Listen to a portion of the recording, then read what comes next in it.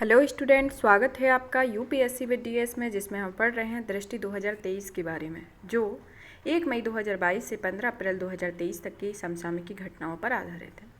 इसमें अभी तक हम आर्थिक परिदृश्य के बारे में पढ़ रहे हैं, जिसमें हमने अभी तक काफ़ी सारे टॉपिक को कंप्लीट कर लिया है।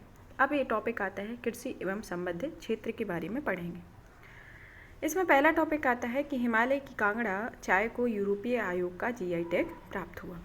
3 अप्रैल 2023 को यूरोपीय आयोग द्वारा भारत की अनूठी कांगड़ा चाय के लिए संरक्षित भौगोलिक संकेतक प्रदान किया गया। उल्लेखनीय है कि 22 मार्च 2023 को यूरोपीय आयोग द्वारा इस कांगड़ा चाय के लिए संरक्षित भौगोलिक संकेतक प्रदान करने की अधिसूचना जारी की गई थी।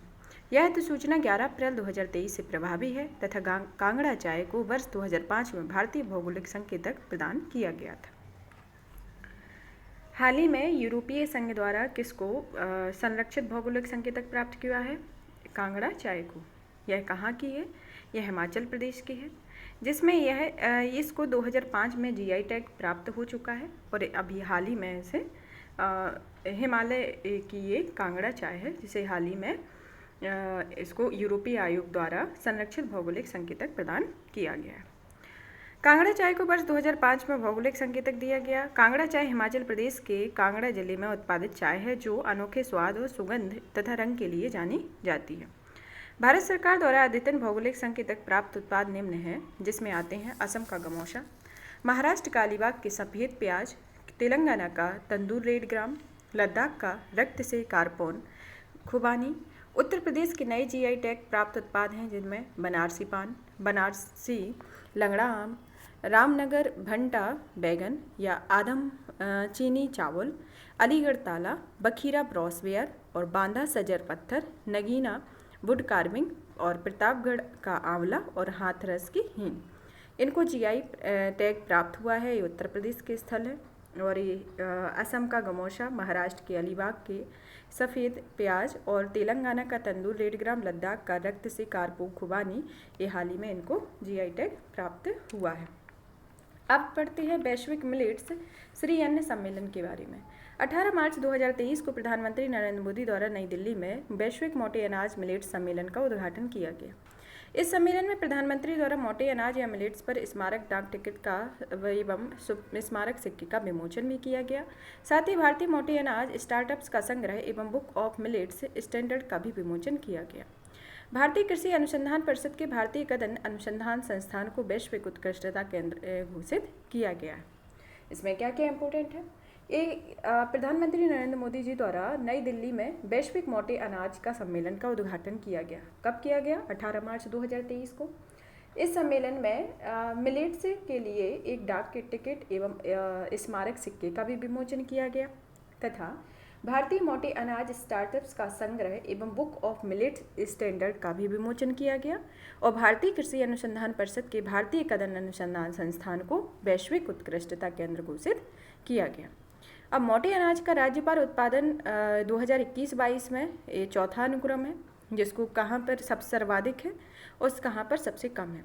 सर्वाधिक राजस्थान में है और जो 27% है, और तीसरे नंबर पर आता है उत्तर प्रदेश जो 14% है और सबसे कम उत्तराखंड का है जो 1% है, जिसमें उत्तर प्रदेश का 14%, राजस्थान का 17%, 27% जो सर्वाधिक है और सबसे कम उत्तराखंड का 1% है। वित्त मंत्री निर्मला सीतारमण बजट के दौरान मोटी अनाज को श्री अन्न या उत्कृष्टतम अनाज की संज्ञा दी है। ये इससे संबंधित पॉइंट है। अब आता है बेसिक एनिमल हस्बेंड्री स्टैटिस्टिक्स 2022 के बारे में। 15 मार्च 2023 को मत्स्य पालन, पशुपालन तथा डेयरी मंत्रालय भारत सरकार द्वारा बेसिक एनिमल हस्बेंड्री स्टैटिस्टिक्स 2022 का अनावरण किया गया और वर्ष 2020-21 के दौरान स्थिर कीमतों पर कृषि क्षेत्र में पशुधन का हिस्सा 30.13% तथा कुल जीएबीए में हिस्सा 4.9% रहा है।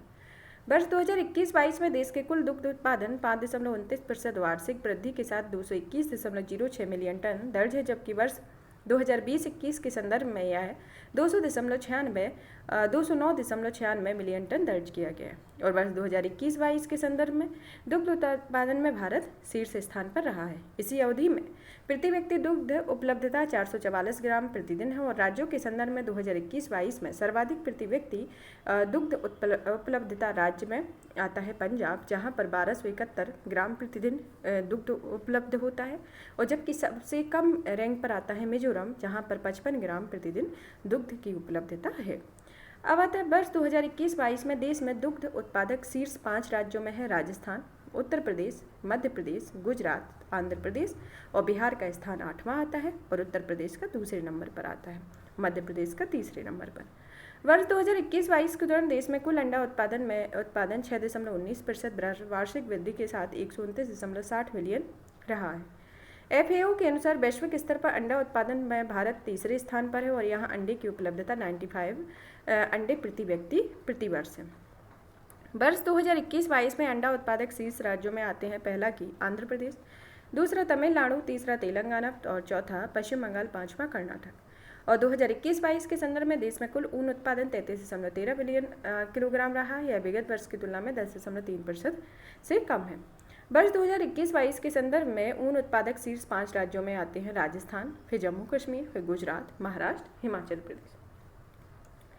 हमने क्या क्या देखा अभी, जो वैश्विक एनिमल हस्बेंड्री स्टैटिस्टिक्स के अंतर्गत हमने देखा है कि 15 मार्च 2023 को मत्स्य पालन एवं पशुपालन एवं डेयरी मंत्रालय और भारत सरकार द्वारा बेसिक एनिमल हस्बेंड्री स्टैटिस्टिक्स 2022 का अनावरण किया गया है, जिसमें 2020-21 के दौरान स्थिर कीमतों पर कृषि क्षेत्र में पशुधन का हिस्सा 30.13% हो गया और कुल GBA में हिस्सा 4.9% हुआ है। और वर्ष 2021-22 में देश के कुल दुग्ध उत्पादन 5.29% वार्षिक है और 221.06 मिलियन टन दर्ज है, जबकि 2020-21 में 209.96 मिलियन टन दर्ज है। दुग्ध उत्पादन में भारत शीर्ष स्थान पर रहा है, जिसमें सर्वाधिक दुग्ध उपलब्धता पंजाब में और निम्नतम मिजोरम में है। इसमें शीर्ष 5 राज्य हैं, पहला राजस्थान, दूसरा आंध्र प्रदेश, फिर मध्य प्रदेश, गुजरात और आंध्र प्रदेश। अंडा उत्पादन में पहला राज्य है आंध्र प्रदेश, तमिलनाडु, तेलंगाना, पश्चिम बंगाल, कर्नाटक आते हैं, क्रमशः ये सभी राज्य आते हैं। और ऊन उत्पादन में सर्वप्रथम राजस्थान में सर्वाधिक ऊन उत्पादन होता है, फिर जम्मू कश्मीर में, उसके बाद गुजरात में, फिर महाराष्ट्र में, फिर हिमाचल प्रदेश में। अब पढ़ते हैं जलीय कृषि हेतु 3 राष्ट्रीय कार्यक्रम के बारे में। फरवरी 2023 में केंद्रीय मत्स्य पालन एवं पशुपालन एवं डेयरी मंत्री पुरुषोत्तम रूपाला द्वारा जलीय कृषि क्षेत्र हेतु 3 राष्ट्रीय फ्लैगशिप कार्यक्रम का शुभारंभ किया गया। इन 3 कार्यक्रमों के तहत भारतीय सफेद झींगा पेनियस इंडिकस का आनुवांशिक सुधार कार्यक्रम, मछली रोगों पर राष्ट्रीय निगरानी कार्यक्रम तथा जलीय कृषि बीमा उत्पाद शामिल हैं। भारत में 14.73 मिलियन मीट्रिक टन मछली उत्पादन के साथ तीसरा सबसे बड़ा मछली उत्पादक राज्य बन गया है, देश बन गया है, और जो लगभग 7 लाख टन झींगे के सबसे बड़े निर्यातकों में से एक है। अब आता है भारत सरकार ने वर्ष 2013 में जलीय पशु रोगों के लिए राष्ट्रीय निगरानी कार्यक्रम को लागू किया था। National surveillance program for aquatic animal diseases, यह प्रोग्राम स्टार्ट किया गया था और मछली उत्पादन में भारत विश्व में तीसरा सबसे बड़ा उत्पादक देश है। प्रमुख फसल उत्पादन दी अग्रिम अनुमान 2022-23। 14 फरवरी 2023 को कृषि एवं किसान कल्याण मंत्रालय भारत सरकार द्वारा कृषि वर्ष 2022-23 के लिए प्रमुख फसलों के उत्पादन के द्वितीय अग्रिम अनुमान जारी किए गए हैं। जारी आंकड़ों के अनुसार वर्ष 2022-23 में 323.55 मिलियन टन खाद्यान्न उत्पादित होता है। उल्लेखनीय है कि संयुक्त राष्ट्र संघ द्वारा वर्ष 2023 को कदरनकार अंतर्राष्ट्रीय वर्ष के रूप में घोषित किया गया है और हाल ही में प्रधानमंत्री नरेंद्र मोदी द्वारा मोटे अनाज या पोषक अनाजों को श्रेष्ठ अन्न की संज्ञा दी गई है। और वर्ष 2022-23 के अनुसार देश में कुल खाद्यान्न उत्पादन रिकॉर्ड 323.55 मिलियन टन अनुमानित है, जो विगत वर्ष की तुलना में 7.94 मिलियन टन अधिक है। वर्ष 2022-23 के दौरान चावल का कुल उत्पादन 130.84 मिलियन टन अनुमानित है, जो विगत वर्ष की तुलना में 1.37 मिलियन टन अधिक है। देश में गेहूं का उत्पादन 112.18 मिलियन टन अनुमानित है, जो विगत वर्ष में उत्पादन की तुलना में 4.44 मिलियन टन अधिक रहा है। इसी तरह श्री अन्न का उत्पादन जो 52.73 मिलियन टन अनुमानित है और विगत वर्ष की तुलना में 1.63 मिलियन टन अधिक है। 2022-23 के दौरान कुल दलहन उत्पादन में 27.81 मिलियन टन अनुमानित है, जो विगत वर्ष में 27.30 मिलियन टन की तुलना में 5.1 मिलियन टन वार्षिक विगत 5 वर्षों के औसत उत्पादन की तुलना में 3.15 मिलियन टन अधिक है। अब पढ़ते हैं बागवानी फसलों का उत्पादन। यह तृतीय अनुमान 2021-22 के बारे में। 27 अक्टूबर 2022 को कृषि किसान कल्याण मंत्रालय भारत सरकार द्वारा वर्ष 2021-22 हेतु विभिन्न बागवानी फसलों के क्षेत्र में उत्पादन का तीसरा अग्रिम अनुमान जारी किया गया है। जारी आंकड़ों के अनुसार वर्ष 2021-22 में कुल 28.08 मिलियन हेक्टेयर क्षेत्रफल में 342.33 मिलियन टन बागवानी उत्पादन होने का अनुमान लगाया गया है, जिनमें कुल बागवानी 2020-21 में दिखाई गई है, 2021-22 और 2022-21 में दिखाया गया है, जो इसके कुल बागवानी उत्पादन को दर्शाता है, जिसमें बागवानी उत्पादन में 342.33 मिलियन टन होने का अनुमान है, जो 2020-21 की तुलना में 7.73 मिलियन टन या 2.3% की वृद्धि को दर्शाता है। अब आता है वर्ष 2021-22 में फलों का उत्पादन 107.24 मिलियन टन अनुमानित है, जबकि 2020-21 में यह 102.48 था। वर्ष 2021-22 में सब्जियों का उत्पादन 204.84 मिलियन था, जबकि 2020-21 में यह 200.45 मिलियन टन था। अब पढ़ते हैं एशियाई पाम ऑयल गठबंधन के बारे में। सितंबर 2022 में ग्लोब ऑयल इंडिया सम्मेलन 2022 का आयोजन आगरा उत्तर प्रदेश में किया गया। गौरतलब है कि यह सम्मेलन विश्व के अग्रणी खाद्य और कृषि व्यापार सम्मेलन, प्रदर्शनियों और पुरस्कारों में से एक है। सम्मेलन के दौरान एशियाई पाम ऑयल गठबंधन को लॉन्च किया गया और एशिया के 5 प्रमुख पाम ऑयल आयातक देशों के शीर्ष खाद्य तेल के उद्योग संघों में इस गठबंधन का गठन किया गया। इसमें 5 देशों में भारत, पाकिस्तान, श्रीलंका, बांग्लादेश और नेपाल आते हैं। एशियन पाम ऑयल एलायंस की पहली आम सभा का आयोजन भारत आगरा में हुए ग्लोब ऑयल शिखर सम्मेलन के दौरान हुआ और इसके साथ ही इसके अध्यक्ष अतुल चतुर्वेदी को बनाया गया।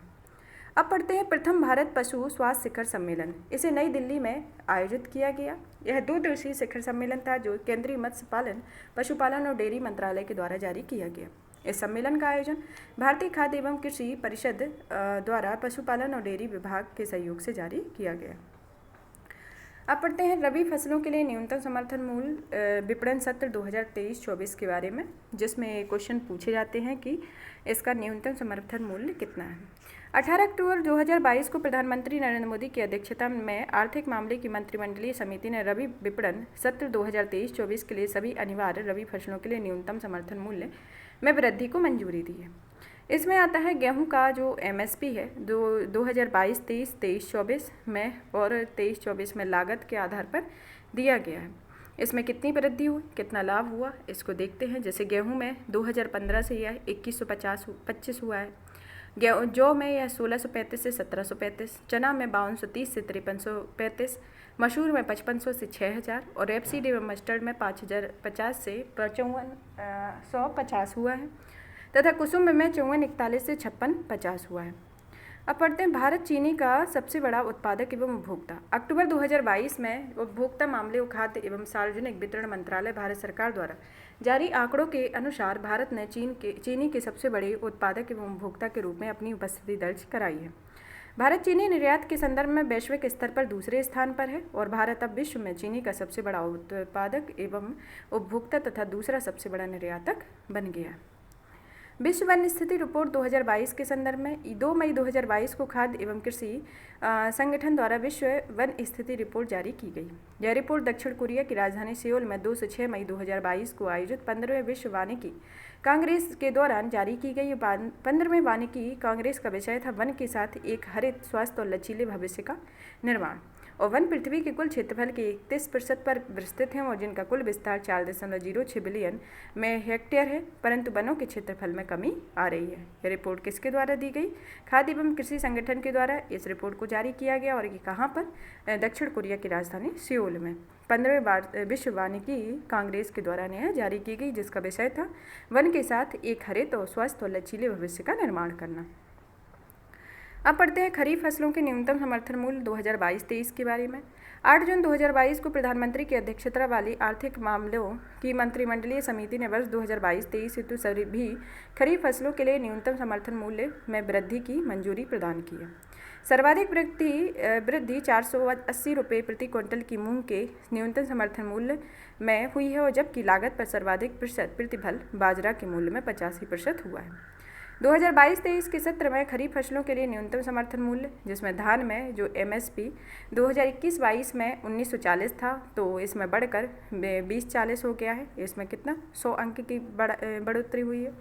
धान की किस्म में 1960 से 2060 हुआ है। ज्वार में 2738 से 2970 हुआ है। ज्वार मल डांडी में 2758 से 2990 हुआ है। बाजरा 2250 से 2350, रागी 3377 से 3578, मक्का 1870 से 1962 और तुअर 6300 से 6600, मूंग 7275 से 7755 और जिसमें सर्वाधिक वृद्धि हुई है। उड़द 6300 से 6600, मूंगफली 5550 से 5850, सूरजमुखी 6015 से 6400, सोयाबीन 3950 से 4300, तिल 7307 से 7830 और नाइजर सीड 5930 से 7287 और कपास 5726 से 6080 और कपास 6025 से 6380।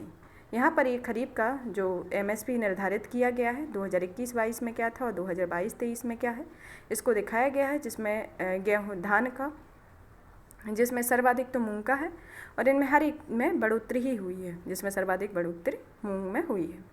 यहाँ पर हमारा ये कृषि एवं उससे संबंधित क्षेत्र का टॉपिक फिनिश होता है। नेक्स्ट टॉपिक में नेक्स्ट क्लास में नेक्स्ट टॉपिक के साथ मिलेंगे। और भी इसी तरीके के वीडियो को देखने के लिए चैनल को लाइक करें, सब्सक्राइब करें, शेयर करें। धन्यवाद।